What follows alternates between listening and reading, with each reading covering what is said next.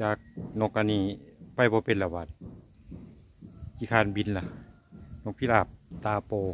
มองได้ก็ไปจองเหมือนห้องกูอย่างเดียวนี่นะคือว่านกพิราบเนื้อปลามันก็มาอยู่แต่มันไปหาอยู่ทางนอกก็ได้ยันคนบ่แต่ว่าในป่ามันยันนกหูนกไอพวกแล้วพวกอย่างการบินมันติดลองไปนี่แล้วก็มาจัดการมันถืออย่างอันนี้บ่หมอหน้ามันก็เต้นมันก็บินของมันดีๆนกพิราบพวกอยู่แล้วมันมีหั่งอยู่เนี่ยมันแปลกไปเลยนกหนูปูปีกก็มือก็ได้หาอยู่แปลกๆไปเออเข้าท่านี่คือชมบรรยากาศภูเขาป่าใหม่โนพงนาผาโกกใหม่ก็โกกหนีโกกเปื่อยโกกหนีมันจะเสียวแต่อยู่นาผาสั้นแจแดดผาเนี่ยมึงยังไทยมึงพาขมิ้นเท่าก่อน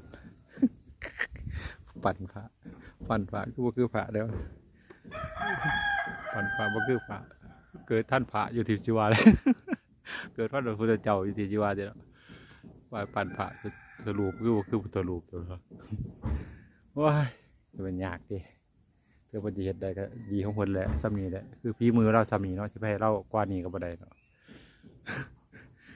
ตลกไปแล้ว